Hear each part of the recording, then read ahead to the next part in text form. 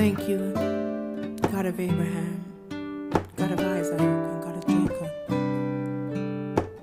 We worship you. If I could talk to you for a moment, Father, and tell you how it feels to be your child. Sometimes I beat myself up and I worry that I won't make you proud. See, I'm just trying to learn from all these lessons by keeping your Sabbath and keeping your laws, yeah. I'm truly grateful for all the blessings, to call you my Father, the God of Israel. So I wanna thank you. Thank you. I wanna show you my gratitude. Gratitude. So I wanna thank you, Lord. Thank you. I wanna show you my gratitude. Gratitude. Oh, Father, please forgive me, for I haven't been my best. Sometimes I fall weak when I am being tested. See, have mercy on my soul, for you're the only God I know.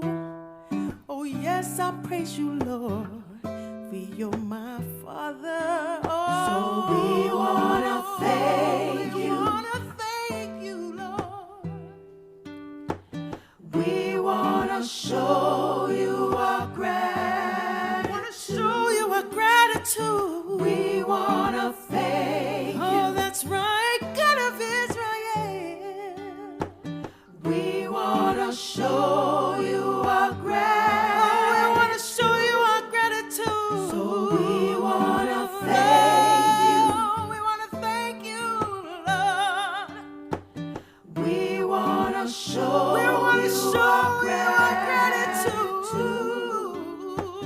We wanna thank you. We wanna thank you. Thank you. We wanna show you our gratitude. Oh, God of Abraham, oh, God of Isaac, oh, God of Jacob, we thank you. We thank you for our elder Shadrach, yeah. Oh, we thank you for this doctrine, and we thank you for our Supreme Council. We wanna thank you. We wanna thank you. We wanna show you our gratitude. So we wanna thank you. Yes, we wanna thank you, Lord.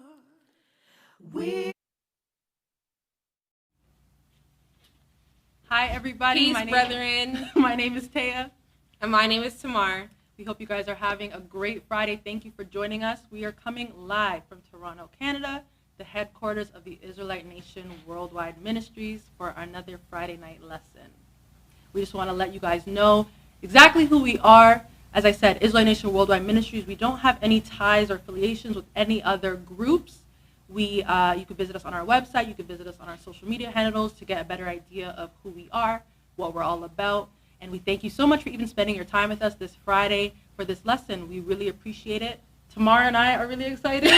Yep. And we hope that you guys are just as excited too. You know, you can put comments in the chats. You can put sevens, fire, flame. You can say hello and peace and good evening to the other people in the chat. Get to know each other.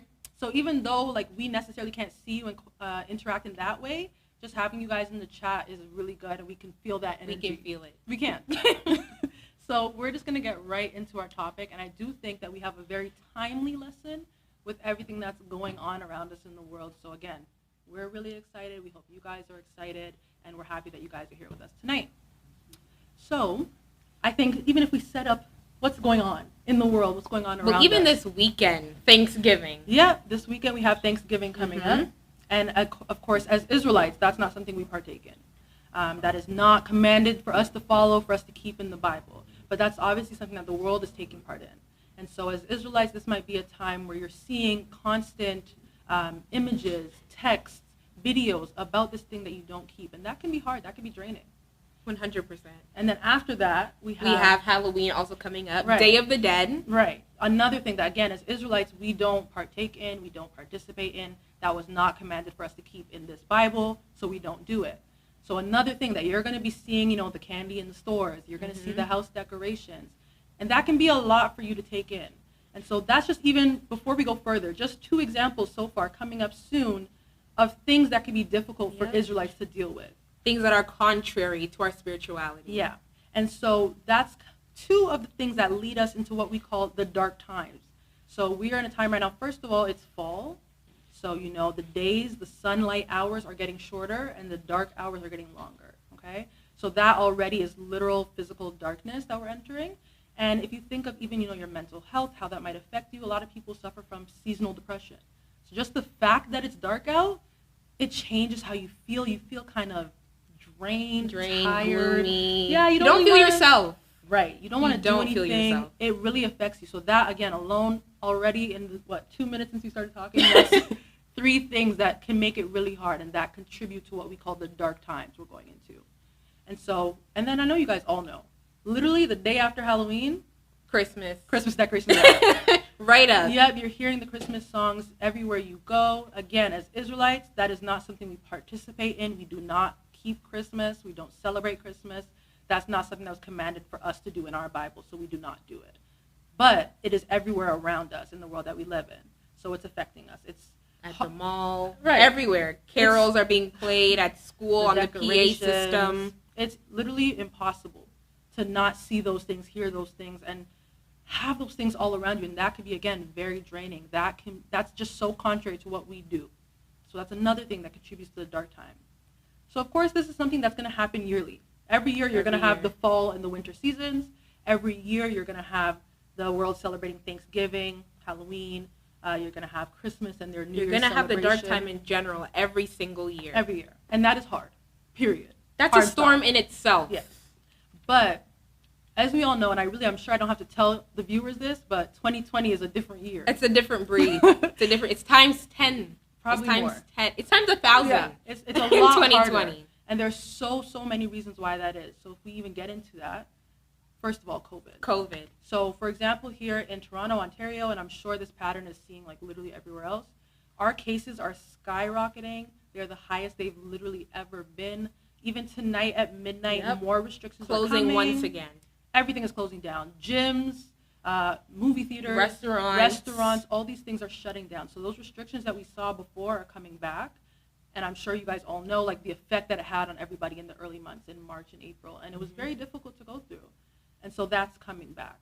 So in addition to, you want to take care of yourself and make sure you don't get corona. You want to health is key. Right. You want to safeguard yourself against those things. And that can be very stressful. You have to remember to wear your mask, remember to social distance, hand sanitizer. Get your essentials. Right. Stock up on your essentials, especially as we go into fall. We go into the second wave, the flu season wave. You want to make sure you're prepared and you have canned goods. Preparation is key. Be wise in this time, brethren. But it's difficult. It's definitely difficult. So there's first of all, the physical aspect in that sense. You don't want to get COVID, okay? Then there's financial elements to this as well. A lot of people had to, unfortunately, lose their jobs when COVID hit, or they had to get less hours, or they had to just rearrange their life because of COVID. And so that's a very, very big impact that people are dealing with as well. Yeah, people are now going into poverty because they are unemployed. They have to find new ways to provide for their family. And even people like musicians, they're not getting gigs anymore. Right, so now that entire career choice has now been demolished, and people have to find themselves once again and find new career paths and new way of life. COVID has destroyed lives. It has ended lives. And it's seriously a big problem that we're going through right now. A lot of people might have been affected by, losing loved ones to COVID. Like, there's so many ways that this infection, this disease, is affecting people. And then not to mention, again, this is a pattern in Toronto, but it's probably seen elsewhere, that COVID is disproportionately affecting Black and marginalized and poor communities. So that's another thing we have to consider. So there's so many ways that this is really devastating lives, and it's so sad, and it's also so scary, and it affects you physically, emotionally, mentally. It's really, really hard. Especially really spiritually, because now our borders are closed. Now our branches are closed. So some of you may be supporters from abroad and may not even be close to a branch and can't even come down here to get the word of the God of Abraham, Isaac, and Jacob, and you guys are eager to learn, but everything is closed, borders are closed, and you guys are hungry to know more, but you just can't come in contact with us. This time is especially hard for you. So all in all, COVID is just making its rounds. It's making its rounds. And then for us we come to the nation every Friday, every Saturday. We have our feast, our holy days. That's what we are used to. That's what we have grown to do for years and years. And now we can't do that, of course, because of, government restrictions to, of course, keep ourselves safe. But it takes a big toll, like Tamar said, spiritually, because we can't get together physically in the way that we've become so used to doing. And so 100%. Now all these factors are colliding, are coming together. And, personally, I can say, as well as many people I've spoken with, this time is just really difficult. It's so hard to navigate. It's so hard to stay grounded. It's so hard to stay connected. It really is just affecting everyone in such dramatic ways. And so what Tamar and I wanted to do was have a lesson about the ways that we can try and fight that, the ways that we can combat that, the ways that, as Israelites specifically, not just, as human beings, as people, but as Israelites, how we can go about strengthening ourselves in this dark time, making sure that we are connected, plugged in, and most importantly, following the law, statutes, and commandments of the God of Abraham, the God of Isaac, and the God of Jacob. Well said. Thank you. That's the lesson that we are bringing to you guys today. And so I'm sure a lot of you can relate, and you already are like, yes, I feel you guys. Like I said, personally, we both have talked about it, and it's definitely something we relate to, so we hope you guys are relating as well. Again, put anything you're feeling in the comments. Let us know. Again, we can't see it right now, but even being a community for each other in that chat group alone is one example.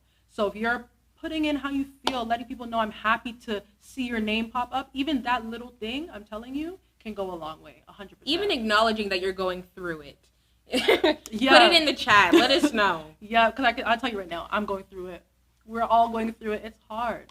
And so it's not to, isolate anybody, pick anybody out. This is definitely something we're all going through. So we have this message for all of us. And we just want to be able to help. And then you guys can help others around you, help your brethren, help those that are yearning for the truth around you. That's literally what we're here for, and that's what we're talking about today. All right. Let's get into it. We've described our perfect storm. We've described all the difficulties, but we can't leave it there. We got to let you guys know how we're going to deal with it, okay? So today we're going to be reading 2 Chronicles, chapters 15 and 16, okay? So before we get right into the scripture, I want to provide a bit of context, just some background. Where we are. Exactly, what the history is of Israel at this point. So this is after the reign of King Solomon. The God of Israel let Solomon know that the kingdom was going to be taken from him because Solomon was sinning, was acting wickedly. He was, building altars and idols for his wives' gods and not for the God of Israel, his own father. So the God of Israel let him know, I'm going to take the kingdom from you and give it to your servant. However, because of the love I have for your father, David, because of that lineage, that family that you come from, I'm going to leave you this piece to still rule over. So at this point, we have the kingdom of Israel divided into Israel and Judah. And they have separate kings. They are separate kingdoms. They are not friends, let's say. They are completely separate entities, completely separate beings. So after that, we had Jeroboam and Rehoboam as kings in each of the lands. And then after that, we had kings again in each of the lands. Unfortunately, the kings were again doing wickedness and evilness in the sight of the God of Israel. They were praising other gods. They were not being obedient to his ways, not following the laws that were given to them.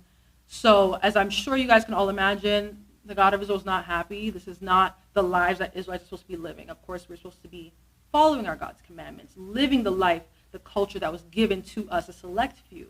And so unfortunately, at this point in the scriptures, we were not doing that. So that's the historical... That's a little background so you guys can know where we're at. Keeping that in mind as we go through these two chapters. Okay. All right.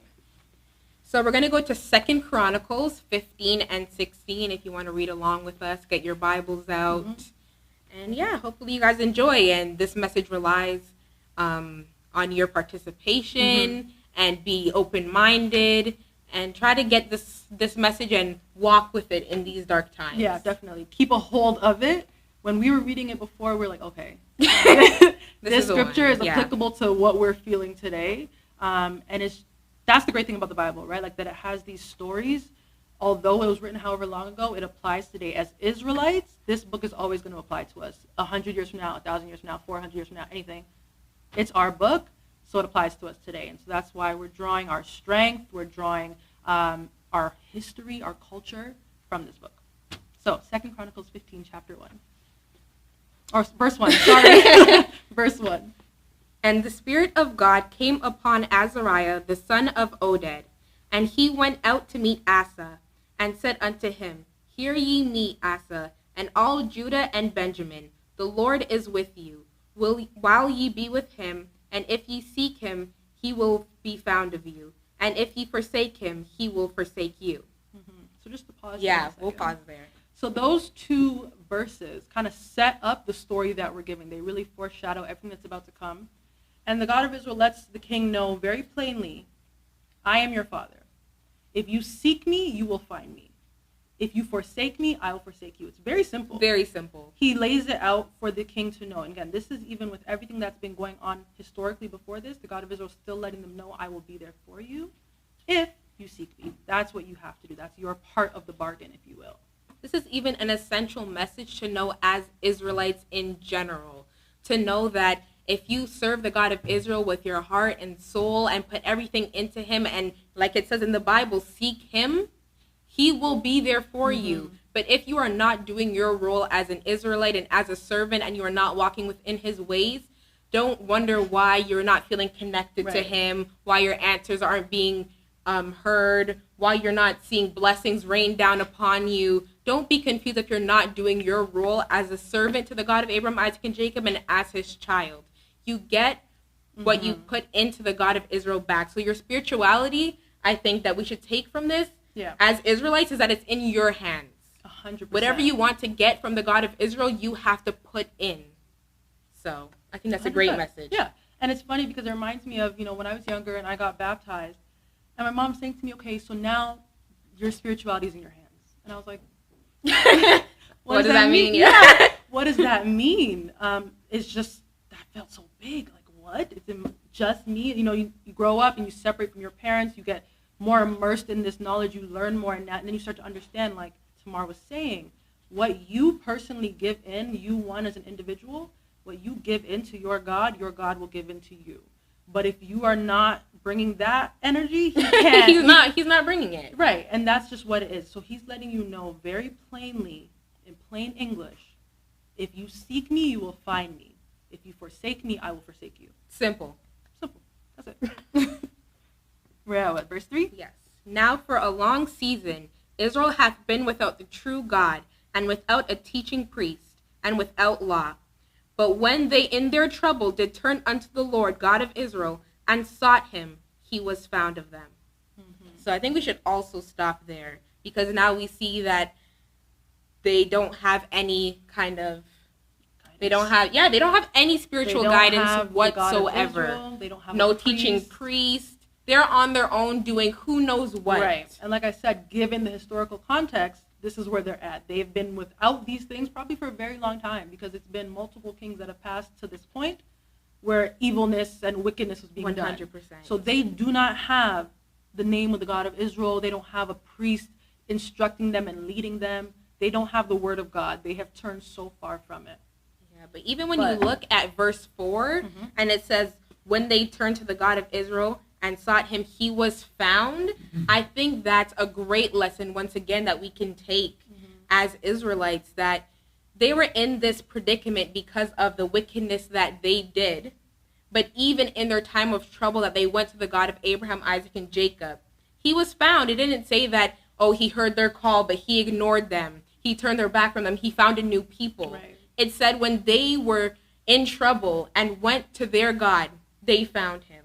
Easily. And it's something we see so often throughout the scriptures. I think I've seen it a million times in the Psalms, where it says, Israel would none of me. They did not hearken unto my ways. They went after their own heart's counsel. And they would none of their God, none of the God of Israel. until the point where they needed him and they called upon him. And again, easily, he was there. He was found unto them because they needed him, despite all they put him through, despite going into their own heart's counsel, following other gods, doing, again, who knows what. Who knows what. The God of Israel easily, once you call upon him, will be there for you. And so I think that's kind of two things to keep in mind. So first of all, we don't want to keep making the same mistakes. We don't want to continually be in that cycle where we're messing up just because we know the God of Israel is there when we need him. As Israelites, especially that we have this book and we have our history laid out in English in front of us, we need to try and do better so that we're not repeating that. That's the first half of this. The second half is how grateful that we have to be because our God is so merciful. He literally, time and time again, we turned our back against him, we disobeyed him, and he's there. Whenever we called him, he showed up and he delivered us. And we have to be so thankful that our God is so merciful because we need it. We need it. So again, like I said, trying not to make those mistakes, but also being so thankful that our God gives us the room to do so and will take us back when we call upon him. Yeah, even as just being flesh, we sin and we make mistakes time and time again. But it's just great to know that because you are an Israelite and you have a relationship with the God of Israel, that you have an opportunity and a chance to be redeemed. You are never just cut off. You always have a chance to go back and call upon him. And he's merciful, like you said, and he will either say, no, you have to be punished for a little longer, or he will come back. And he always does. And that's just something great that we have to really know that that's a blessing. Just being an Israelite, that no matter how much you mess up and no matter how many times over and over again you make mistakes, he still gives you the chance to be redeemed. Even like Atonement Day. He gave us an entire day to fast and to pray. He gave us a chance once again. A day to come to him and say, Lord, these are my sins. Like, this is I did A, B, C, and some, the list might go longer. A chance to be forgiven. You can bring your sins to him, literally. And he will say, okay, take them, forgive you. We pray. And he's so merciful unto us that he even gave us that day because he knows as flesh, as human beings, we are going to make mistakes. We are going to sin. And so we have to be so grateful for that mercy and not take advantage of it. Exactly. Don't purposefully sin, knowing that you can come to the God of Israel. But again, just being so grateful that the God of Israel has chosen us and has given us that chance, like you said. Just like you said, we don't want to keep repeating our mistakes. So we never want to become a lost cause. We have to know our mistakes, atone for them, and learn from them. 100%. All right. Where's we at? Verse 5. And in those times there was no peace to him that went out, nor to him that came in, but great vexations were upon all the inhabitants of the countries. And nation was destroyed of nation, and city of city, for God did vex them with all adversity. But ye strong therefore, and let not your hands be weak, for your work shall be rewarded. So again, in verse 5 and 6, it's showing you the context, the situation that they're in. It's rough. It's bleak. It's looking bad. There's strife. There's adversity. There's war round about their gates. Nobody in there is living peacefully right now. And that's, again, because of the things that they did. But there's a message at the end of this, despite everything you're going through. So despite for us now, like that perfect storm, there's that message to give you. Don't be weak. There you go. Be ye strong, therefore, and let not your hands be weak, for your work shall be rewarded. That's verse 7. And to clarify, so not only be strong, don't be weak, your work will be rewarded. Exactly. Your work. And it's not your physical job. It's not your 9 to 5. Not your 9 to 5. Where you clock in. Like, no, it's not that physical work. It's your spiritual work. The work that you do for the God of Israel. Right. The work you do with your spirituality, like praying unto him. Keeping his laws, statutes, and commandments, being open, honest, proud about who you are as an Israelite, like letting people know, you see the shirt? I'm an Israelite. Literally letting people know that I'm an Israelite. My God is the best God. Like having that faith, that confidence in who you are and who your Father is, like that is the spiritual work. That's what will be rewarded. 100%. You just have to be strong. Don't be weak. You have to keep going at it. It might get tiring. It might be hard, like we said in our introduction. There's a lot going on in the world around us that is not for us, that's against us, that's opposite of what we do. So it can be difficult for sure, 100%. But be ye strong. Let not your hands be weak, because your work will be rewarded. That spiritual work will be rewarded. Especially being flesh and bone. We make mistakes and we are weak at times. Mm-hmm. Most times we are weak because we think about what others might think. Right. We make actions based on pride and shame. Mm-hmm. All these emotions that we have all as of humans. this, all of these other factors that come into what we do. But we should just know that we have the God of Israel and be strong. And when we're strong and when we're brave and when we represent the God of Israel hard, that is when we will be rewarded. And that's something that we have to keep in our minds and walk with as Israelites. Mm-hmm. Even when times get hard. Especially when times get hard. Times do get hard. And now we're at verse 8. And when Asa heard these words and the prophecy of Oded, the prophet, he took courage and put away the abominable idols out of all the land of Judah and Benjamin, and out of the cities which he had taken from Mount Ephraim, and renewed the altar of the Lord that was before the porch of the Lord. So I want to pause there, because now we see in verse 3 that it says they were without the true God, without teaching priests, and without the law, and now we see that they have actually created abominable idols. So we just have to think, even in that time, that knowing the perfect storm that we are in right now, we just have to be blessed that that is all that there is. Mm-hmm. Because it could be a whole lot worse. We still have the God of Israel. He has not turned his back away from us. We still know his name. We are able to call upon him in our time of need. We have teaching priests. We have our elder. We have the council. And even in these unprecedented times, they continue to give us instructions as to how to carry on the God of Israel's works from home, like our tabernacles. We would not have been able to carry out those feasting days without instructions of how to keep them properly. Like our Day of Atonement, we got instructions for that also. So even through all these times, even the YouTube Live, and we're still being taught, and we're still getting this doctrine and the word of the Lord.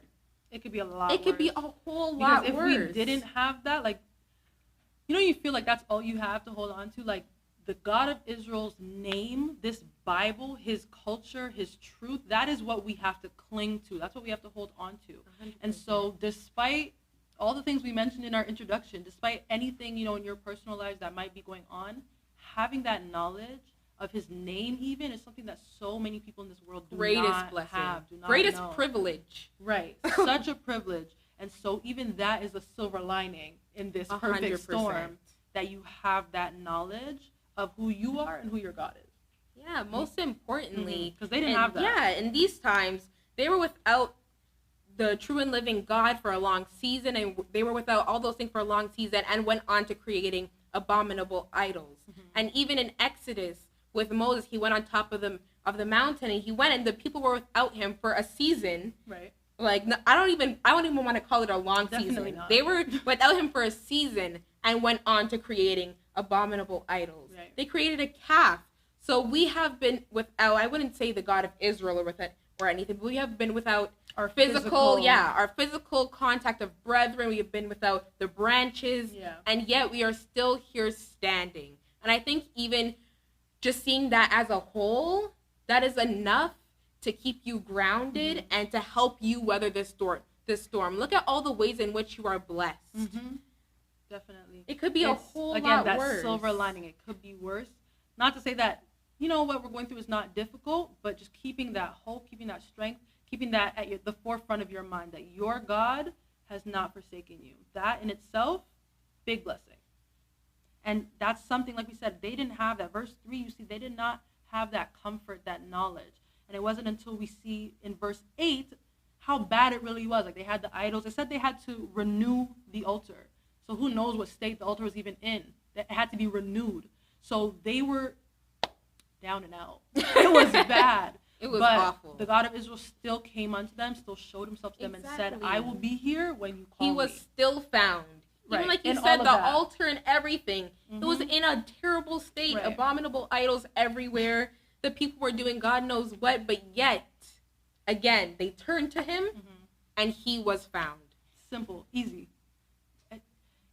The God of Israel asks for so little, right? He just asks that we call upon him, be a children, a people unto him, and he will always deliver. So that is, again, we're only 8 verses in right now, and that is seen so clearly in this chapter. Exactly.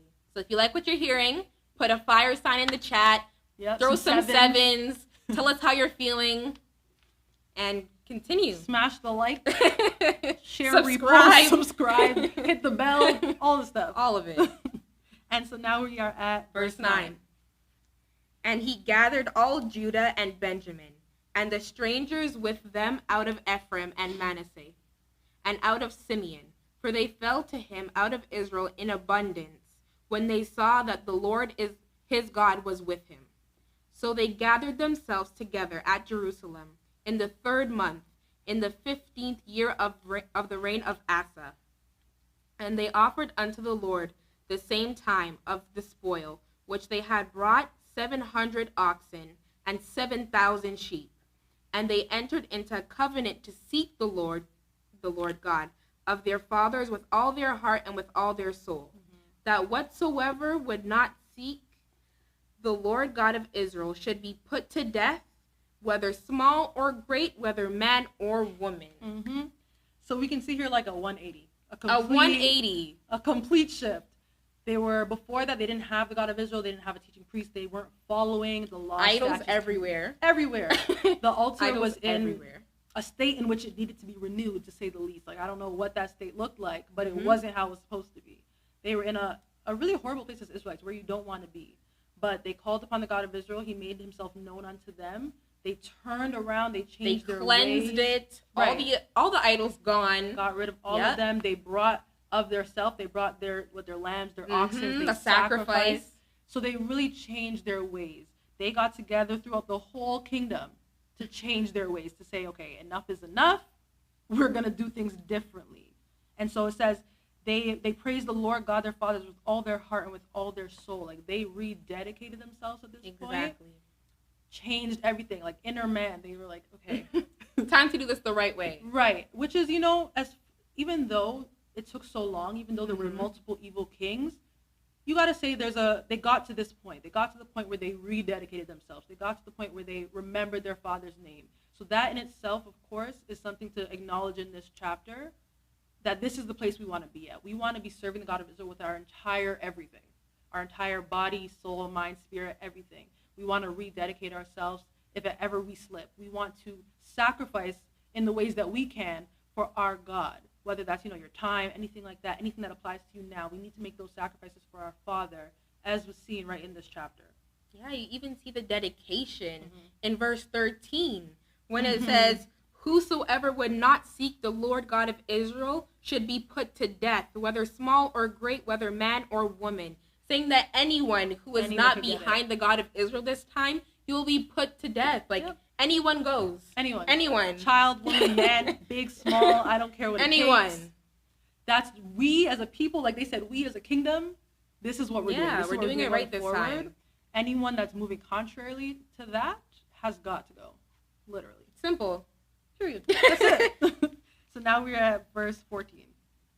And they swear unto the Lord with a loud voice, and with shouting, and with trumpets, and with cornets.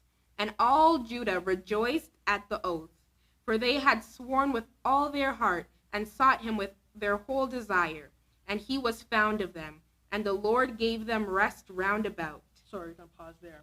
So, like I said, they rededicated themselves, they changed their ways, they cleansed their lamb, they sacrificed. And what you can see here at the end of, verse 15, the Lord gave them rest round about. So before this, they were in war, they were in strife. Nobody was peaceful. Nobody coming in or out of that land was having a good time. And the God of Israel saw what they did. He saw that they dedicated themselves, did a 180, changed their ways. And it was pleasing in his sight. Right. And he said, okay, I will give you guys rest. Your land will be a peaceful land. You guys are going to have a much better time. Now that you're doing what you were born to do. Like, you were born to be the God of Israel's servant. You were born to be his child. So now that you're doing what you were born to do, the God of Israel will do his part. Like it said earlier. Yeah, about saying verse 7. Right. Your works will be rewarded. Yeah, be strong, therefore, and let not your hands be weak, for your work shall be rewarded. And that's what was shown right here. They weren't weak. They did a whole 180, cleansed everything, made a sacrifice, rededicated themselves to the Lord, and they were rewarded. No more war, no more strife, like you said. They had rest. It was peaceful. All because they did what the God of Israel asked. Simple. If they would have just done that from the start. Simple. And then verse 16. And also concerning Masha, the mother of Asa the king, he removed her from being queen because she had made an idol in a grove, and Asa cut down her idol and stamped it and burnt it at the brook Kidron. So that's really verse 13 in action. In action. Like I said in verse 13, anyone could get it. Small, big, young, old, man, woman.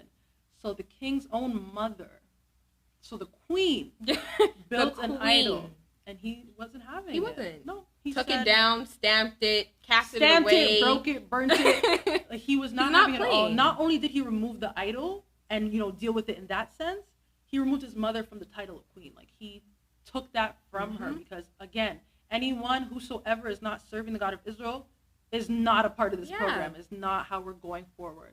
So she was taken from her position. Yeah, it's not even like she was just a well-known woman. Like, she just had high status. Like, people just looked up to her. No, she was queen. And because she wasn't walking in the ways of the Lord, that meant nothing. It meant nothing. And he dethroned her real quick. Real quickness. Verse 17. But the high places were not taken away out of Israel. Nevertheless, the heart of Asa was perfect all his days. And he brought into the house of God the things that his father had dedicated, and that he himself had dedicated, silver and gold and vessels. And there was no more war unto the 35th year of the reign of Asa. And so we read earlier in the chapter that what we saw, the shift we saw, the change we saw happened in about the 15th year of his reign. And so if we see at the end now in verse 19, this brings us to the 35th year of his reign. So the God of Israel gave them 20 years of peace, of no war. Rest. It was a good time it was a good time. They did what he asked. They sought him, and he was found of them, and he gave them peace. He rewarded their work, their spiritual work. Period. Simple. And honestly, if only this is how it could be throughout the entire Bible, if this is only how it was, throughout our entire history, we'd probably be in a very different predicament.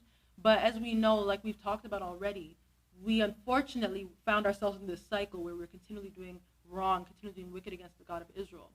But this chapter shows, even despite that, despite your past, despite anything you might have done against him, he will make himself found of you if you seek him, if you turn unto him with your mind, your spirit, your body. And that's exactly what this chapter shows us. You have an opportunity to be redeemed. Mm-hmm. You're not too far gone. You're not. You still have that chance. So we're going to continue. We're going to go into chapter 16. So in the 6th and 30th year of the reign of Asa, Baasha, king of Israel, came up against Judah and built Ramah, to the intent that he might let none go out or come into Asa, king of Judah. So just to pause there again, just reminding everyone of context. As I mentioned at the very beginning, we have two separate kingdoms. We have Judah and we have Israel. So now we're introduced to Baasha, who's the king of Israel. Mm-hmm. So he is now coming against Judah, which is the other land that is ruled by Asa, and he is building Ramah, which essentially is like a boundary, a fortress, a gate. He's saying a wall. Yeah. He's coming against this land, against this people in an aggressive manner. For war. He's coming for war. You guys are not going in. You guys are not going out. He's coming against them. And so, like I said, we were separated. We were not friendly with each other. We were not treating each other well. We were completely separate kingdoms, and this is an example of that. So verse 2, then Asa brought out silver and gold out of the treasures of the house of the Lord and out of the king's house, and sent to Benhadad, king of Syria, that dwelt at Damascus, saying, sorry, just to pause again. Just to pause there. Yeah. So, like we said, the king of Israel came about them. It's about to be war. So Asa, the king of Judah, decides to take the silver, the gold, the raiments, the vessels, the same things that we read about him placing. Yep, that he just put into the house of the Lord. A couple verses ago, even though there's time separating these two, but we just read about it.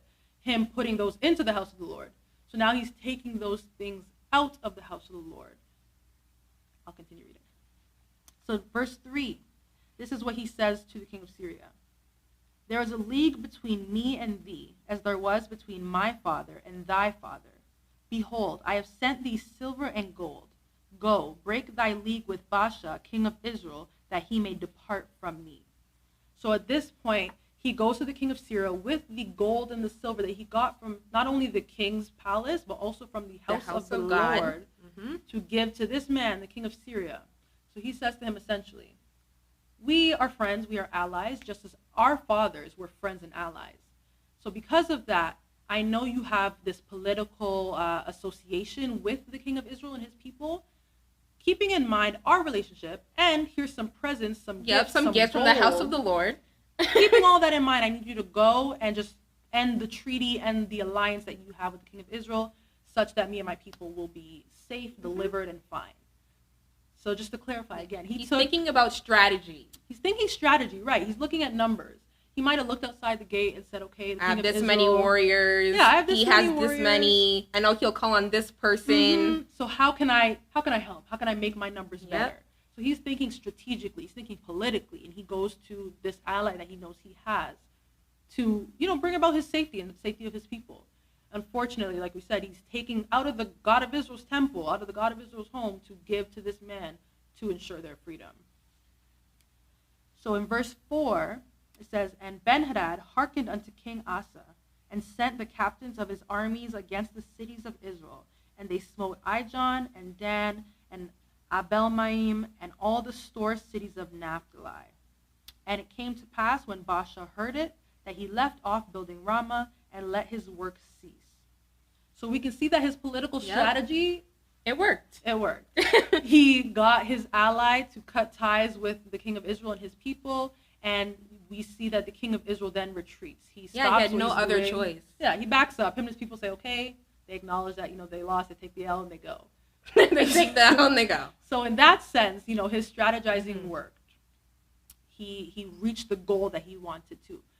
He probably was happy, Yeah, they definitely feasted that night. Right. Yep. They're like, okay, conquered their enemies. Enemies gone. We're living good. We're living peaceful now. The strategy worked. I'm so smart. Yeah. Everyone's praising and singing songs. At this point, it looks really good for them. They felt relief. Yeah, definitely. They were happy. And so verse 6, then Asa the king took all Judah, and they carried away the stones of Ramah and the timber thereof, wherewith Baasha was building, and he built therewith Jebah and Mizpah. So again, he's reaping the spoils. He is won. He's taking their timber, anything else they were using to build against them, and he's making his own things with them. So again, probably rejoicing. Probably definitely 100%. He's happy. Rejoicing. And there's no reason not to be. They feasted that night. Yeah, I get it. They're happy because their enemy has been defeated, and they are now not worried about that war coming against them. So it makes sense. Yeah, it was smart. It was smart. It makes sense. Smart. Okay. So now in verse 7, and at that time Hanani the seer came to Asa, king of Judah, and said unto him, because thou hast relied on the king of Syria, and not relied on the Lord thy God, therefore is the host of the king of Syria escaped out of thine hand. Were not the Ethiopians and the Lubims a huge host, with very many chariots and horsemen? Yet, because thou didst rely on the Lord, he delivered them into thine hand. For the eyes of the Lord run to and fro throughout the whole earth, to show himself strong in the behalf of them whose heart is perfect toward him. Herein thou hast done foolishly. Therefore from henceforth shalt thou have wars. That's a lot. It's a lot. It's a lot. So again, before this, they probably felt like they had done the right thing. They won the war. Actually, they evaded the war. There was no trouble. They were able to secure peace in their land through their association with the king of Syria. So again, they probably felt like, especially the king, probably felt like we did the right thing. Yeah, he felt happy with himself because it was all his strategy that he planned out. So, he's probably felt a big win for his kingdom. Yeah, big win, for sure. It was a huge win for his kingdom. And then at this point, the seer comes and lays it down for him. He says, so you relied on the king of Syria to solve this problem instead of relying on the Lord God of your fathers. So first of all, for that, I'm cutting that tie you have with the king of Syria. He is no longer even in the picture for you. So that's first of all.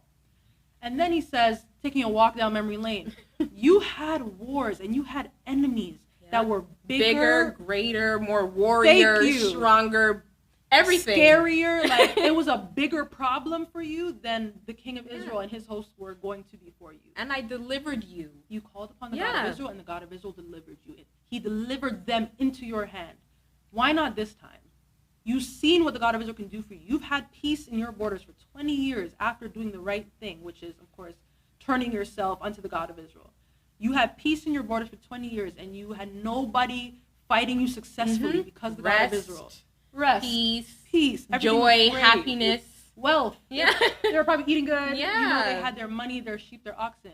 But instead of doing the same thing this time, you relied on man. You relied on the physical. Yeah, king of Syria. You counted numbers. You counted soldiers. You know, you're counting horses. And you weren't just relying on the God of your fathers like you've done in the past, like you're supposed to. So he's like, you were why? Foolish. Yeah. He said it, you were foolish because you have the God of Israel. And I think verse 9, the first time I read this, verse 9 touched me. I'm going to read it again. Verse 9 says, "For the eyes of the Lord run to and fro throughout the whole earth to show himself strong in the behalf of them whose heart is perfect toward him. Herein thou hast done foolishly, therefore from henceforth thou shalt have wars." So the God of Israel is looking across his whole earth, looking at all the people, hearing all the prayers, waiting patiently for his children to need him, waiting for someone to say, "Father, deliver me, help me, let me not be ashamed." Just waiting for that moment where he can literally swoop in, and it says show his strength. Like, the way I picture this, he wanted to show off. He wanted to flex. Did. He wanted to be like, you guys cannot touch my children. He wanted to. That was his role as our father, as that our relationship goes. If we call upon him, he will be there. So he was waiting. He was waiting to deliver him, not only against the kingdom, but against the Syrians, both against of them. Anyone, right. Anyone and everyone. Anyone, it wouldn't have been a problem. They would have been delivered into your hand. The God of Israel is looking, waiting, ready, willing, able. Like, he is ready to do it for you, because as long as you are perfect in his eyes, as long as you're walking in his ways, he will. That's his side of the bargain. He will do that for you. And we have seen time and again where that's happened in the Bible. Like, literally time and again. Example, even the story of Gideon.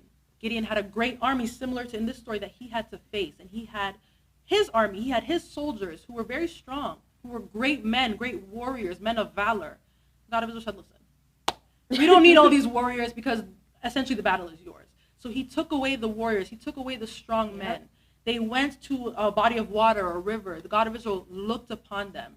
The God of Israel chose the ones that drank from the river by lapping with their tongues. So that's essentially, you know, the weakest men or maybe the least intelligent men. He chose, and that was a very small number as well, to go against a great army to show his strength. Show his strength. He looks for those who have faith in him to show off. He wants to say, I delivered them with 300 men. And that has nothing to do with the men, because I chose, you know, the weakest men. I chose the men that were not warriors. That has to do with me. Yeah, relies purely on the God of Israel. Don't mess with my children, because I will make them win. I will make them take over your land. They will reap the benefits of anything you have done because they are my children. Exactly. That's one example. The God of Israel looks for those who step up to show his might. He looks for those who have faith and believe in him to step up to the plate in order to show all that he can do. Just like in the story with David and Goliath.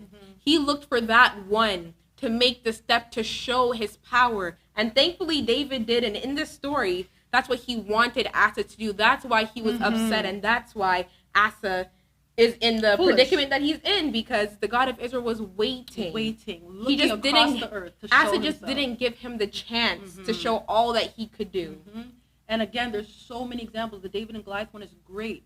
David, everyone was scared, terrified. And then, you know, Goliath is a big giant, and they describe him in detail. So there's physical reason to be terrified, but there's no spiritual reason to be terrified.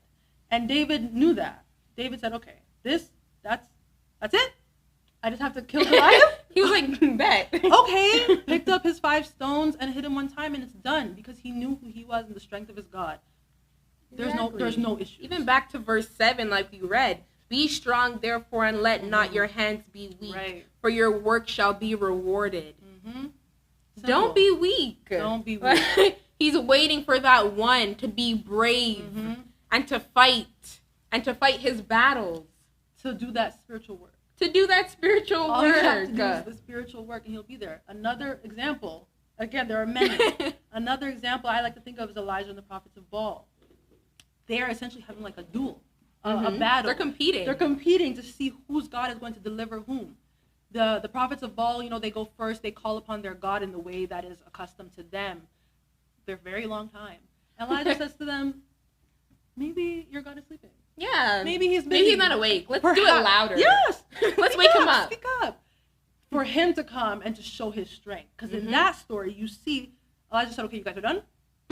You're finished? So that's it? Cool. Right. And with the quickness, Elijah was like, done. The God of Israel came. The God of Israel, like it said in verse 9, he showed his strength. That is what the God of Israel wanted in this scenario. Exactly. If you had just called upon my name. If you had just. That's it. If you had just. You would have conquered all the kingdoms. Easily. You thought you were rewarded then. Right. But if you would have called on the God of Israel, your reward would have been in tenfold. Like, probably more than that. Yeah. Yep. And again, so many examples that this could have went differently. And not only from other Bible stories, in Asa's own reign. I delivered you from great hosts. Yet here we are. So the seer had to let him know, you acted foolishly.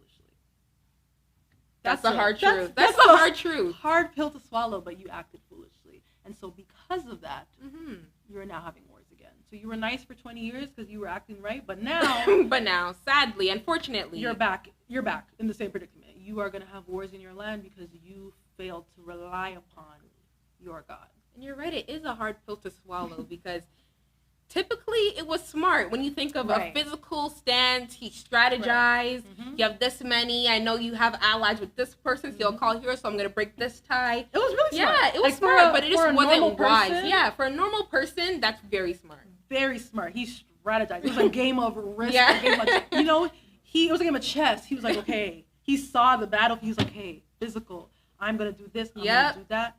So for any other king... worked. It worked. It was successful. It was successful. For any other king, that would have been fine.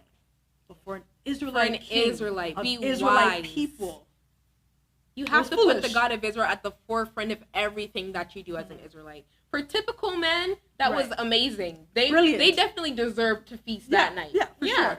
But being an Israelite, it goes beyond being smart. You have to be wise, and you have to keep the God of Israel at the forefront of everything that you do. And that's not to say, of course, that we don't have to make physical plans. Exactly. Because we do. We have to consider those things. That's just the nature of the world we live in. But there's an order to Exactly. It's not saying don't gear up. Right. Don't get your men ready. Right, because faith without works is dead. The God of Israel will do for those that do for themselves. But that the God of Israel will do. Like, that's the part. It's not you doing. It's not your strength and your army and your knowledge of political strategies. No. It's the God of Israel doing for you. And that's the key that... That's the first step. Yeah, that's the first step. That's the key that he missed out on. Instead of going straight to the God of Israel first, he should have looked outside, saw what the king of Israel was doing. And said, all right, I'm going to go pray. Father. Yeah. One time. That's what you should have done. Yeah. And so, again, the seer had to let him know you were foolish. Yeah. Simple. And hard pill to swallow. Very hard. Going to see. Yeah. In verse 10, it says, Then Asa was wroth with the seer and put him in a prison house, for he was in a rage with him because of this thing. And Asa oppressed some of the people the same time. So again, bitter pill to swallow. It was hard. He's upset. He's mad. Angry. Big mad. Big mad. And again, thinking of it, you might think he did the right thing. He probably thought, I did the right thing, but... I think he genuinely thought he did the right thing. Right. He's like, this was a great idea. And then you see that you're successful in the end, and you see that your kingdom is rejoicing with you and thanking you for this amazing strategy you had. Yeah. And then now it's like, no, sorry, you're going to have more because that was dumb. And as we said a bit earlier, we are but flesh. We are human. We are going to make mistakes. The God of Israel, I think he knows that. He is there to correct us.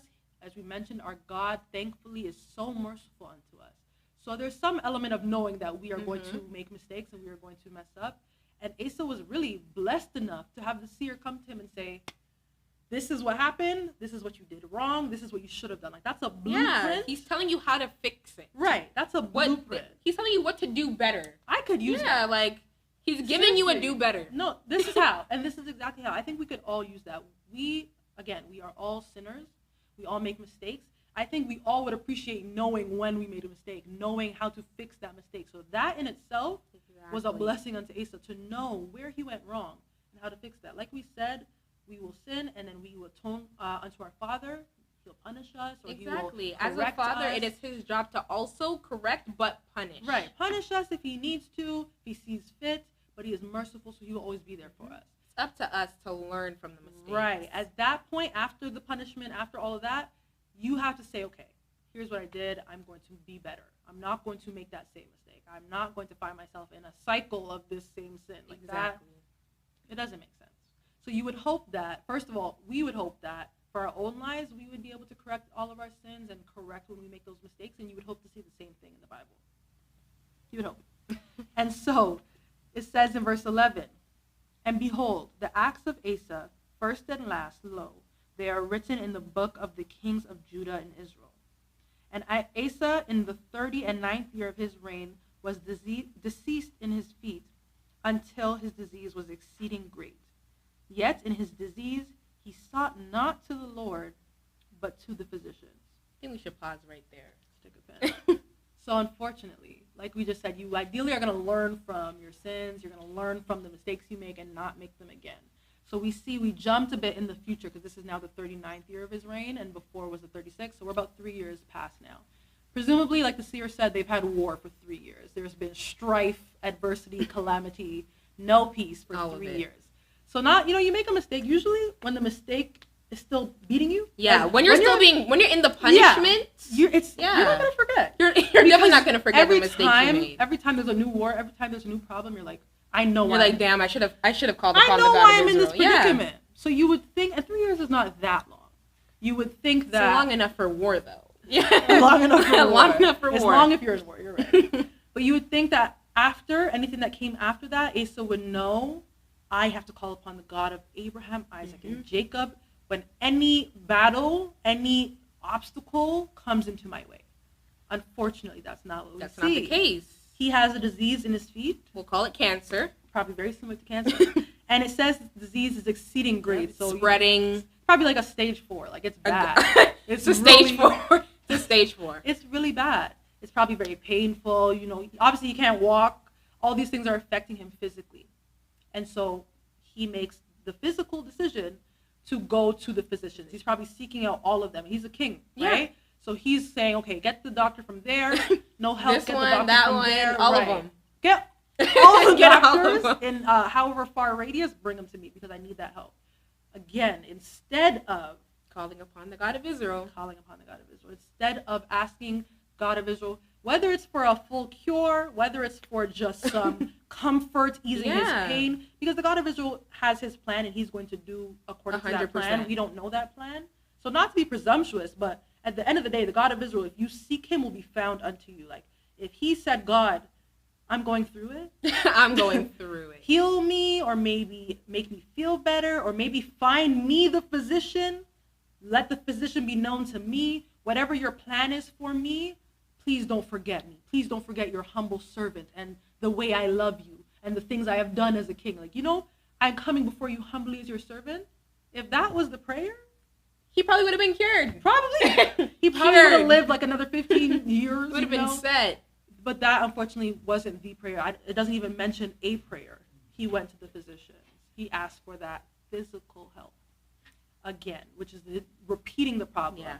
Like we said, that's something we see in the Bible often. We continually turn from the God of Israel. We continually make the same mistakes. We're continually disobedient.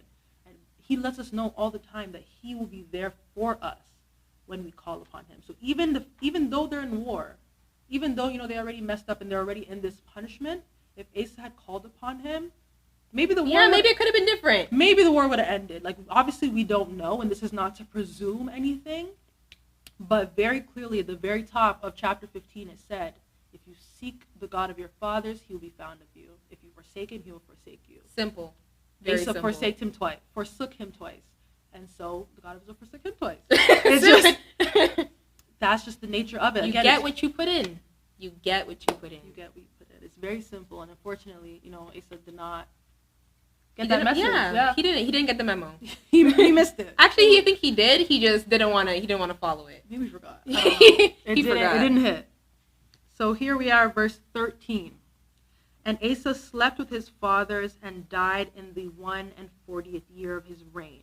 And they buried him in his own sepulchres, which he had made for himself in the city of David, and laid him in the bed which was filled with sweet odors and diverse kinds of spices, prepared by the apothecary's art.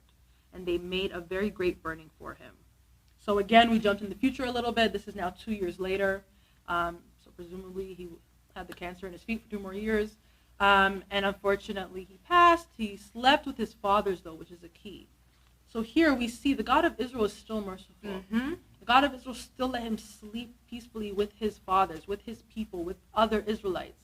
He still was able to go out with the sweet spices and the sweet odors made by the apothecaries. They took care of him in his passing. They made sure that he went out well.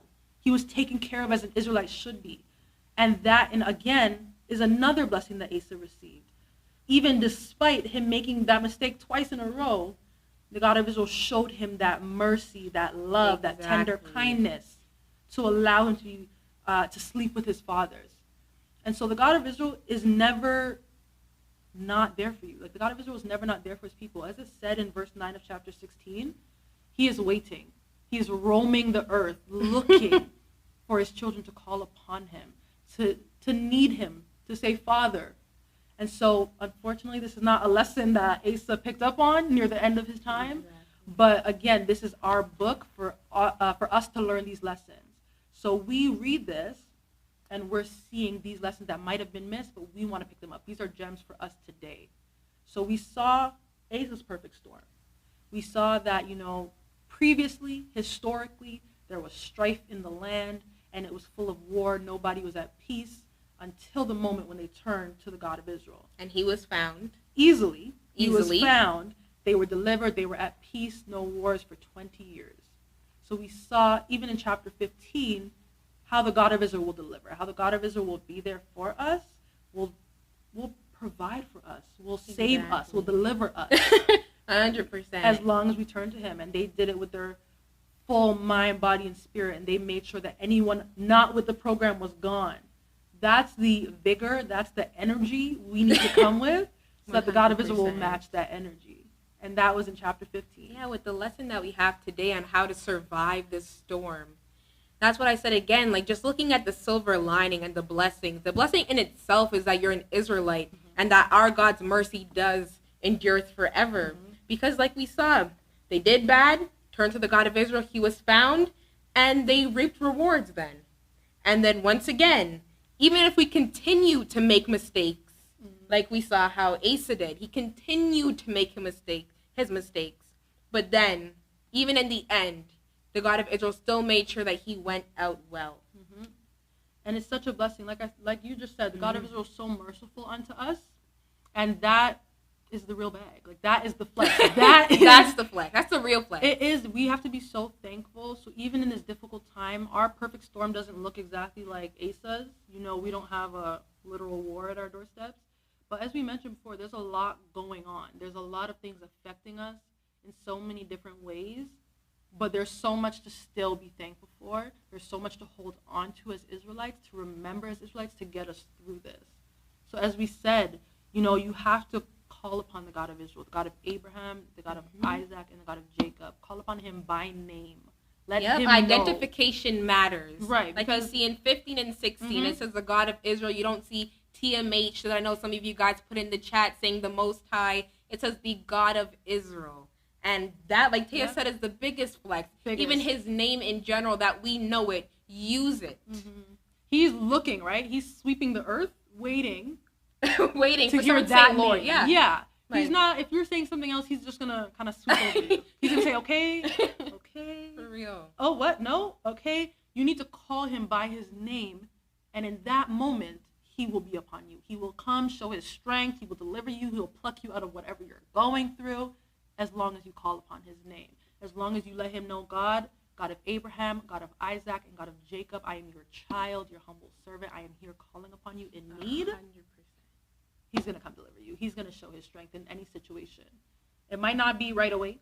It might not be when we think we need it. You know, it might not be when we're like, it might take time. It might take a while. Yeah, you have to be patient. You have to be patient. Have faith, have strength.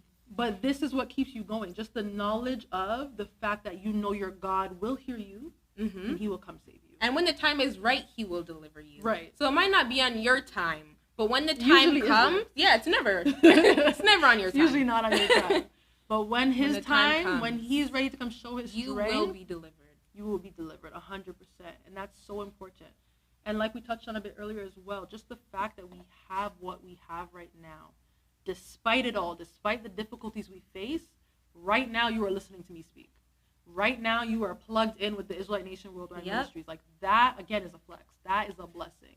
To know his name, to have this Bible, to have priests at the Israelite Nation Worldwide Ministries that you could call upon, to have this source, this outlet that you can connect to, it's a blessing. It's a blessing in itself. Because without that, this time would be infinitely worse. Because even personally, again, there are times when I feel like nothing is in my control. All I have is the God of Israel. All I have is this truth, his name to call upon. And thank goodness that's enough. That's enough. Thank goodness. Because, again, it's a perfect storm. It's a difficult time for so many people.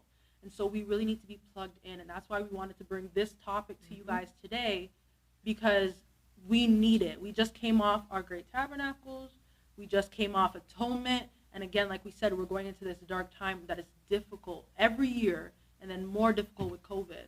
And so this is the time where we need to be connected. Exactly. This is the time where we want to help you on how to get through this period that you're going into. Because if it's hard for us, and you know, we have Zooms and we have the YouTube Live and everything to, you know, virtually come in contact with each other and talk and get support. But even for people that are abroad that don't even have a branch, that can't come down here to get the word of the God of Abraham, Isaac, and Jacob, they need this lesson more than ever, because they are going through this dark season and this perfect storm on their own. So what can we do, and what words can we give them to help them during this time? And like I said, I've talked to, my family, I've talked to other brethren. This is a hard time, and we need not only, of course, the God of Abraham, the God of Isaac, and God of Jacob, but we need each other in this time. Like I said earlier, drop stuff in the chat. Drop the hearts, the sevens, the fires. And not only just dropping the fires, but really reaching out to your brethren, reaching out to the people that believe in the same God that you do. That connection is also very important right now. Like, we need to really be there for each other. And this is one way we can do that with the lessons. But reaching out to the Israelite Nation Worldwide Ministries, text, email, WhatsApp, all of YouTube, all of it. Instagram. Like, there's so many ways to stay connected. We just have to keep that in mind. We have to remember to stay plugged in. And as corny as sometimes it sounds, like sometimes it feels hard to do, but we have to have faith. We have to have faith that the God of Israel is going to deliver us, that what we're going through, the God of Israel hears our cries. Yeah. We have to, of course, stay strong, don't be weak, continue to do the spiritual work, but the God of Israel is going to hear our cries, and he's going to deliver us. And even as we say these things and tell you to keep the God of Israel at the forefront and to have faith, we don't just mean that, because of COVID, we talked about unemployment. That if you're unemployed, you're going to just stay home and not look for more work and just pray and hope that the God of Israel delivers you. You're not going to stay at home and just wait. Right. Yeah, and wait on him. You have to put in that work. We're not saying that, that you shouldn't do physical things like, going out, putting in resumes and stuff. But before all of that, we're saying the first step is the God of Abraham, the God of Isaac, and the God of Jacob. Call upon him. And with that, you will be delivered, and you will get more than you ever thought you could imagine. Do not have faith in man, and do not rely in man, but rely on the God of Abraham, the God of Isaac, and the God of Jacob, because that's where you'll receive true reward. 100%. As it said in that verse 7 in chapter 15, your work will be rewarded. And that faith you have in the God of Israel, the work you're doing, it will be rewarded. And even a perfect example of faith, I think that's like everyone's go-to example, but even Job in the Bible and the faith that he had in the God of Israel, going through, speaking of, perfect storms, speaking of that long season where you are going through it. As I'm sure you guys all know the story of Job, but even as a reminder, or for those that don't, Job was, a wealthy man. He was blessed in many ways. He had his children. He had his physical wealth. He had his wife. And most importantly, of course, he had the God of Israel, the God of Abraham, the God of Isaac, the God of Jacob, the truth. And he was tested and tried for a long time. long season. A long season. Yeah, a very long season. And he lost it all. Lost the wealth, lost his children. He was plagued physically, boils, sores, anything you name it, Job had it.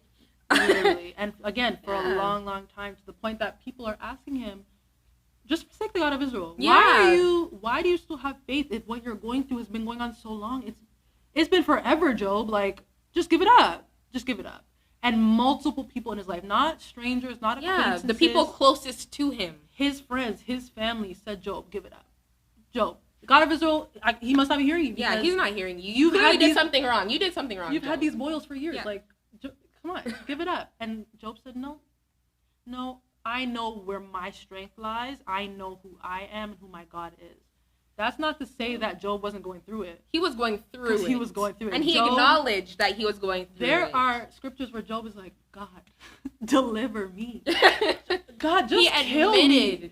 Because this is not it. I cannot do this. It's been too long. Like, I'm going through it. Everyone's telling me to forsake you. What's up? Yeah, what am I to do? He didn't worry about the physical, though. And that's what the base of our lesson is on. Do not worry about the physical. Even though he was plagued in every way and he lost everything that he had. He could have went to physicians to cure his boils. He could have, tried to, reinvest his reinvest. Get some new sheep. But instead, he relied only on the God of Abraham, the God of Isaac, and the God of Jacob to get him through it and to deliver him. Even when it seemed like no deliverance was coming. All hope was gone. Even when people were telling him to just give it up, throw in the towel already, he didn't. And again, a long season passed. And so that was Job's perfect storm. And it was hard. Like we said, he acknowledged the difficulty in that. But he also, and more importantly, acknowledged his father, his lineage, who he is in him. He acknowledged that, and knowing that, like it said in verse 9, the God of Israel is going to and fro in the earth, and he's going to deliver the people that call upon him, the people that are perfect in his sight, as Job was. And he was delivered. And in the end, he was physically healed. Everything he had went through, all his ailments were healed. Got everything back tenfold, more than he lived had before. Longer, got his children, had new children. Right. God, his flocks, his wealth, his physical wealth was restored to a point that he'd never even known before. He was strong, faith, and he was rewarded.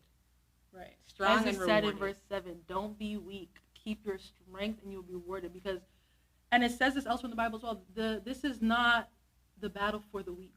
It's not. This is like long suffering will happen. You have to go through those dark seasons, as we said, which we are probably in right now with COVID and the dark time alone of all these other, pagan holidays. You have to go through that. That is a part of being an Israelite. That's a burden even of knowing the truth in a world that does not, in a world that is opposite completely to everything that is true, and to everything that the God of Israel has established. That is a part of our burden as Israelites. And we have to endure it. We have to endure it. And hold on. The challenge is holding on to the end, of persevering and enduring and having patience, and still at the end having faith and belief in the God of Israel at the end. That's the challenge. And like you said, it's not for the weak. It's not for the weak. And we see, obviously, the God of Israel, like we said, is going to be there for his people. When you call upon the God of Israel in spirit and in truth, call him by name, he will be there for you. However, we want to keep in mind that we don't want to stray from the God of Israel just because we can. Just because we know he'll be there. We don't want to take it for granted. Don't take it for granted. We should never be at the point where we're building idols and having to restore our altar. Like, no, we need to stay steadfast in what we know and who we are and the things that the God of Israel has taught us, the things that the God of Israel has blessed us with, because that is who we are. And we are meant to, like I said, we are born to be his servants, his children. And so we need to keep that in mind. Despite anything we go through, which is a lot. It can be a lot in various ways and different stories like we've talked about, and even now today and the things we're going through. Anything we go through, the God of Israel has to be at the forefront of our mind. 100%. I find that, if you trust in man, you sometimes get what you want. But when you put all your trust in the God of Israel, you always get what you need. Like we said, it's never on your time. But when the time is right, you will be delivered.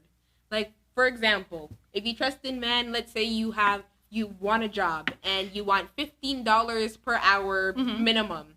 If you trust in man, you may get that if they like your resume. Right. But if you pray to the God of Israel and how he knows your heart and he knows what you have been through, he knows previously that with your previous jobs, you couldn't make it to feast days because of the long hours. He knows that you didn't have much time with your children because of the long hours. And he knows that you've been struggling to make ends meet. So instead of your 15, when you pray to the God of Israel, instead of your 15, they will offer you 16, and they will give you holiday accommodations, and they will give you more vacation days to spend with your family. When you pray to the God of Israel, because he knows your heart and he knows what you've been through and he knows what you need, you will always get what you need. It might not be when you want it. It's never when you want it, but you will always get what you need.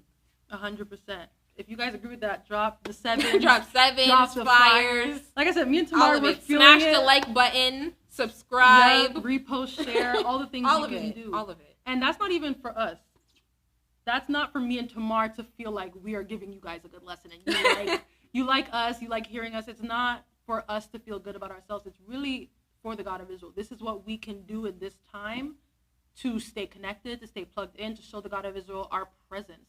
To, as it said in chapter 15 that we're reading today, after they made that vow and they recommitted themselves, they were cheering. They the had whole kingdom rejoiced. Right. Worship. That's what that is. There are so many different ways right now that we can show our strength, that we can raise our voices to our Father to let him know we're going through it, but we're going through it with you. We're going through it with the knowledge that you are there to provide for us.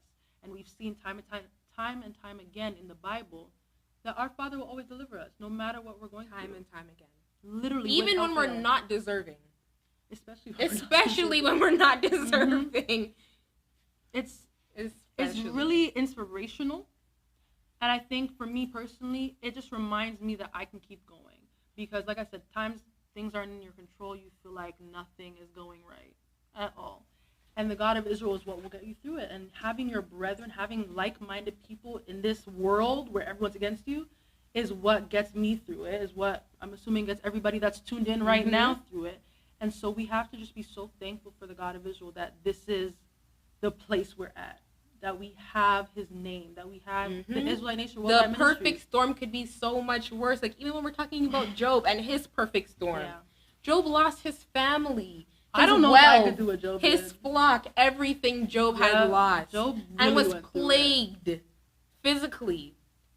I don't know if I could have the strength and the faith that Job did because, and like you said, other Israelites came to him and said, it's a wrap. It's a wrap. And his season, his perfect storm was so long and so hard. And so that in itself, and again, I know we're in difficult times, but I really mean it when I say this is our book. This is where we can go to find our strength. And I think another place that we can go to as a reminder, if you will, that we will always be delivered from whatever we're going through is Psalms 20. So we're going to go over there now. But, oh, wow, I opened my book and it went straight to Job. But honestly, we have to be just so thankful. You want to read it? For the position that we're in. The Lord hear thee in the day of trouble. The name of the God of Jacob defend thee. Send thee help from the sanctuary, and strengthen thee out of Zion. Remember all thy offerings, and accept thy burnt sacrifice, Selah. Grant thee according to thine own heart, and fulfill all thy counsel. We will rejoice in thy salvation, and in the name of our God will we set up our banners. The Lord fulfill all thy petitions. Now know I that the Lord saveth his anointed.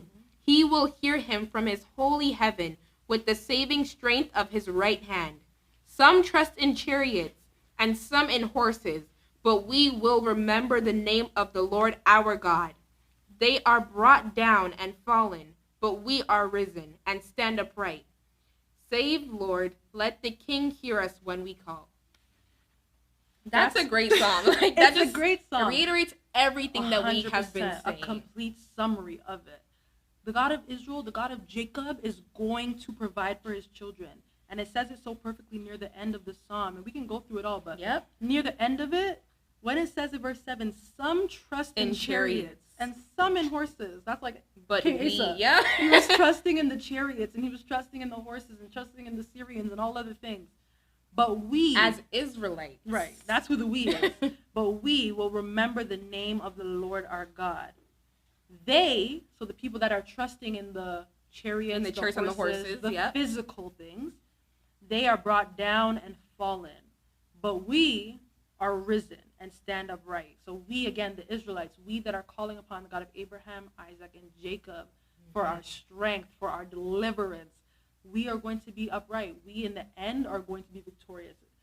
Who knows when that end is? Who knows how long the dark season will last? But knowing that, having psalms like these and stories like these just remind me, and hopefully you guys, that this is where our strength lies. Our strength 100%. Lies in our God. And so other people, the world might be doing one thing and going one way. And, it's a lot of people that are doing that. And it can be a lot for any Israelite to deal with. But you read a Psalms 20. You read a 2 Chronicles 15. You read a Job. And you remember that despite what's going on around me, despite what everyone else is doing, following, believing, this is my calling. This is my path to call upon the God of Israel. Because that's, again, simple, all he asked for. All he asked for us to call upon him, for us to be his children, so he will be delivered, rewarded, all of it, each time. And so it's hard, but Psalms 20, it hits different. It does. It really, especially now, with, again, all the things that everyone is going through. And this is something to keep you going. This is something to keep you driven. So if you have to read Psalms 20 every day, read it every day. If you have to pray 10 times a day, pray 10 times a day. Read the Bible as much as you can. Connect with your brethren. Connect with the people around you. Connect with the Israelite Nation Worldwide Ministries. Like, plug in. Work hard. Do the spiritual work even in this dark time, even in this busy time, even in this difficult time. It's probably more important now than ever, really. This is when you do the work. This is when you are not weak. You don't falter. You stay strong in these moments. And I just want to point out that it is not always easy. It's rarely easy. Rarely. Right. This rarely. is not to say, oh yeah, me and Tamar do it. Easy. No problem. No, 100% not the case. It is difficult. It can be so hard. And I think I can speak for both of us saying as we get older, we're kind of seeing that more and realizing more that it's not a cakewalk. It is difficult. And that's why these Psalms exist. So again, this Bible, which was written however long ago, there's nothing new under the sun. This is for us to read today in 2020 and forward to give us that strength we need. This Bible is meant for us to find our strength. As a people, as a unit, as Israelites under this worldwide ministries, we are here to strengthen each other. We are here to be there together, to call upon our God, the God of Abraham, the God of Isaac, the God of Jacob, to deliver us. Unlike others that are calling upon, the physical, that are focusing on the physical or focusing on other things. That's not our path. That's not what's meant for us. That will never work for us. As we saw in 2 Chronicles. It didn't work for Asa. It will not work for us. That brings about war. That brings about strife. That will bring about famine. That will bring about all the bad stuff. All of it. And that's not what's meant for us at all. We need to make sure, as it says here, remember all of thy offerings and accept thy burnt sacrifice, Selah. We want the God of Israel to grant thee according to thine own heart and fulfill all thy counsel. We will rejoice in thy salvation and in the name of our God. The name of our God. Yep. Identification matters. 100%. We will set up our banners. The Lord fulfill all thy petitions. Now know I that the Lord saveth his anointed. He will hear him from his holy heaven with the saving strength of his right hand.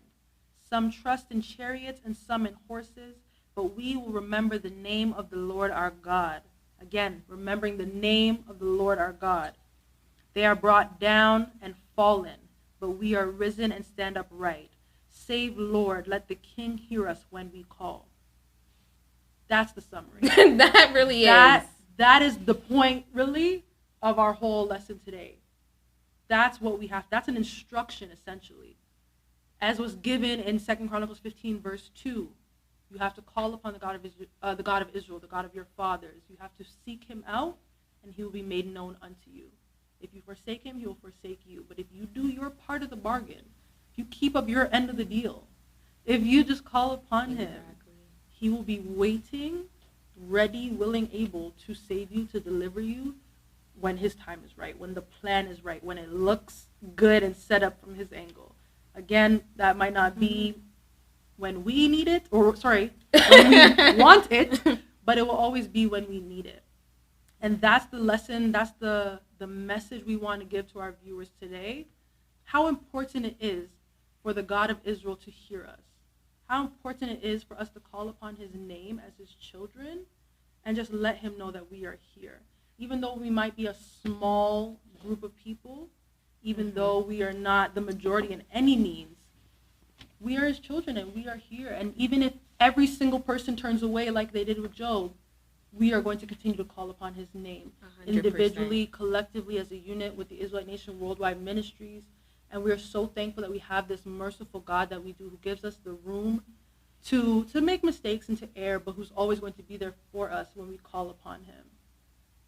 It's the biggest flex. And even like you said, like as we're getting older, we're starting to understand things, and it's becoming harder for us, of course. Yeah. It's like you said, it's not a cakewalk, but also this message, it doesn't just, resonate with, I wouldn't say old people or anything. I wouldn't say that. The ones older than us. But I would say that it also resonates with the youth, because I know in this time, it's especially hard for them also, because they're still trying to find themselves. They're still trying to figure out their spirituality and how to strengthen it and understand the Bible and the words being said. And typically we come here Friday and Saturday and all of our Sabbaths and our feast days are here. So we're always kind of forced to plug in.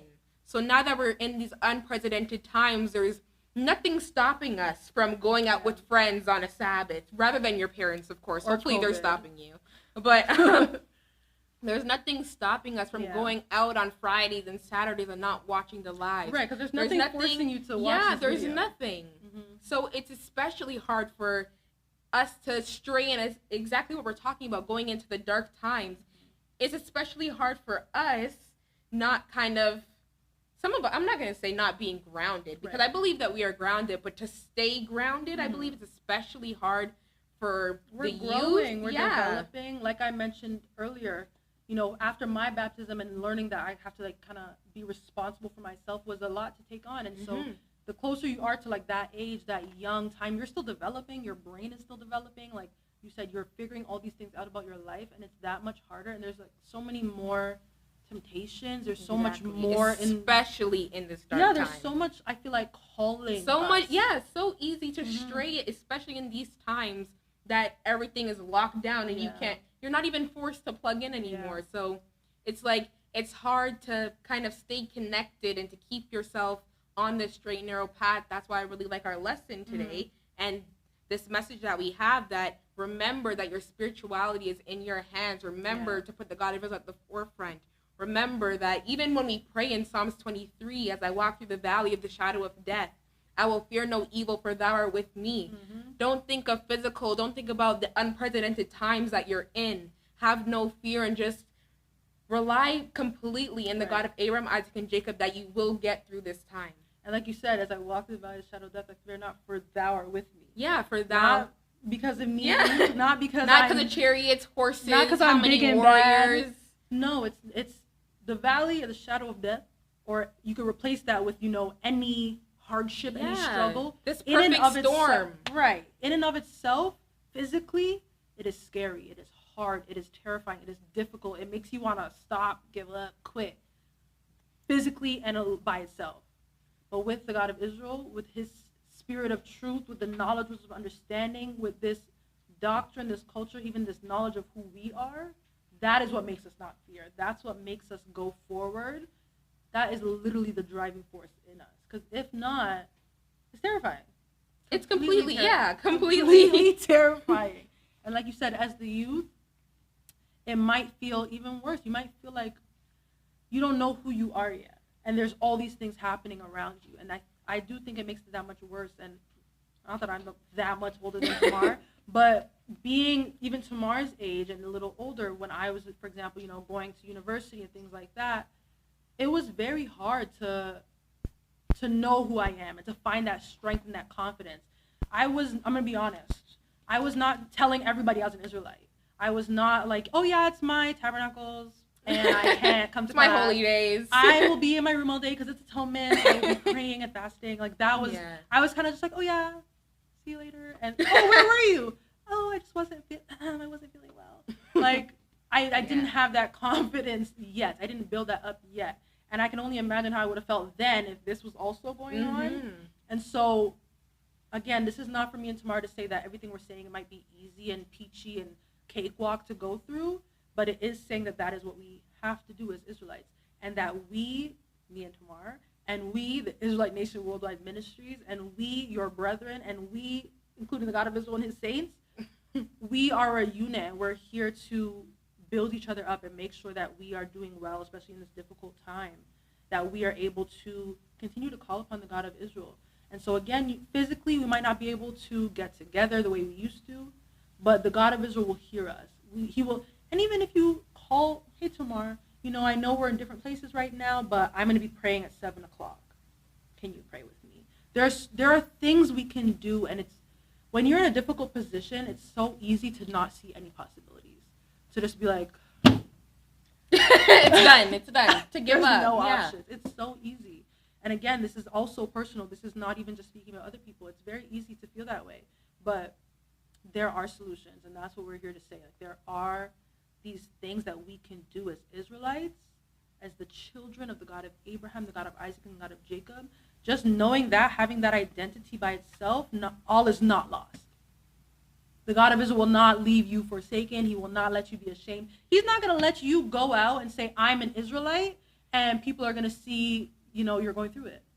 At the end of the day, your God is going to deliver you. Whether it takes some time, you are going to be a success story. You are going to make it through. And it's difficult to get to that end point. It might 100%. Be difficult to kind of keep that in mind. But that's what we're here for. That's what we're here to remind you of. Yeah, that's what we're here to help you with. Tell you all the ways to hold on and all the ways you can overcome this time as Israelites, not as typical men who puts all their trust and faith in others and in the physical, but as Israelites, to remind you that the God of Israel is where you need to be putting all of your faith and your trust, and also patience. And I know some of you, you struggle with patience and strength. So even in that prayer, pray for strength. Pray for endurance. Pray to be delivered. To be strong, to not be weak, as it said in chapter 15, verse 7. Pray for that strength. Pray for that endurance that, like you said, it's long suffering. We'll have to go through it. If you pray for it, the God of Israel will hear you. He's waiting to show his strength for those that are perfect in his eyes and his heart. That is what our God is waiting for. And I am so grateful to be able to say that, to say our God, to know that my God is there for me when I need him. Even though times are hard, our God is going to be there for us. Being an Israelite, biggest flex. Biggest flex. My biggest flex. Being an Israelite. If you're an Israelite, put a fire sign in the chat. Put some 7s. Smash the like button. Subscribe. Yeah, that's honestly our biggest flex. That's even, if you don't remember anything else that we said today, keep that in mind. Call upon your Father, and he'll be found unto you. Exactly. Like it said in 2 Chronicles chapter 15, verse 2. Seek him out, and he'll be found unto you. Forsake him, and he will forsake you. So in this hard time, we are going to seek our Father together as a unit. We are here for everybody. We're here for each other as long as you're searching for this truth and you want to praise the God of Abraham, Isaac, and Jacob in spirit and truth. That's what the Israelite Nation Worldwide Ministries is here for. We are literally available to you if you reach out to us. The same way you could reach out to the God of Israel, and he will be there for you. We will be there for you. If you're in another branch and are feeling at an all-time low and you feel like you want to get in contact with other brethren, contact us. We can help you. We can keep in contact. And even, we're also not saying that, don't worry about the physical, because the physical can definitely help you. If you're a brethren and you need, if you're a brethren, get on a Zoom call, contact your team leads, get your brethren to pray with you, like you said. There's so many things we can do together, and just keeping in mind who we are, who our God is. Like we said, that's the biggest flex. At the end of the day, nothing else really matters. except for who our Father is, the God of Abraham, the God of Isaac, and the God of Jacob. That's what will deliver us. If we have the strength, if we do the spiritual work, we will be rewarded in him, in faith in him, in trust in him, praising him. That is what we're here to remind everyone of. That's what we're here to even remind ourselves of. Ourselves of. It's a hard time because we go for through everyone. it too. Like she said, we go through it too. So Definitely. even this lesson is a reminder to ourselves to hold on. And a reminder to all of you guys to hold on. Reach out to us if you need us. That's what the Israelite Nation Worldwide Ministries is here for. And I'm so thankful that we have that. So thankful to have the name of the God of Abraham, the God of Isaac, and the God we of can Jacob. still call upon him. He has not turned his back away from us. Even in this we difficult still time. have teaching priests, like we read, that they didn't even have teaching priests. The words of the Lord. Yeah. So we want to thank you guys so much for tuning in with us to this lesson. And we really hope, like we said, that this is going to even be a little help in getting through the dark time that we're in. Reach out to us. Reach out to the Israelite Nation Worldwide Ministries if you need us. And thank you guys so much for being with us tonight.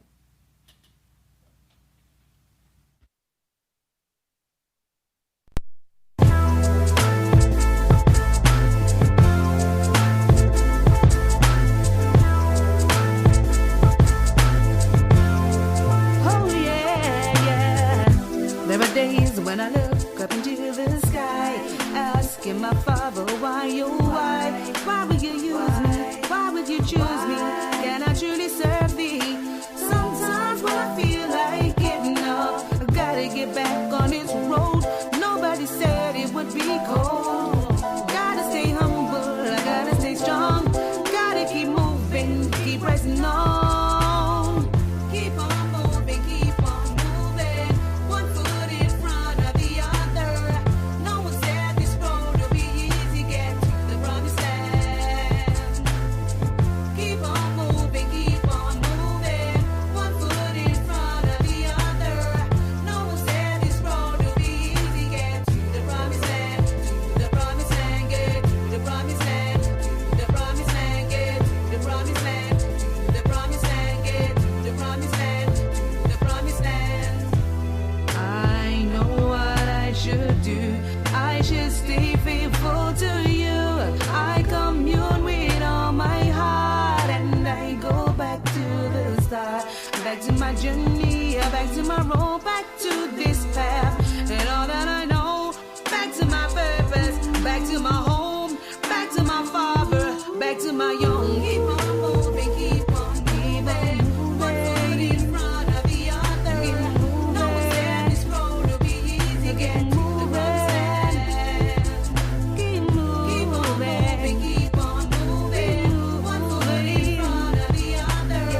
No one said this road will be easy. Get to the promised land, to the promised land. Get to the promised land, to the promised land. Get to the promised land, to the promised land. Get to the promised land, to the promised land. Get to the promised land. Get to the promised land. There are times when I feel like this world is closing all around.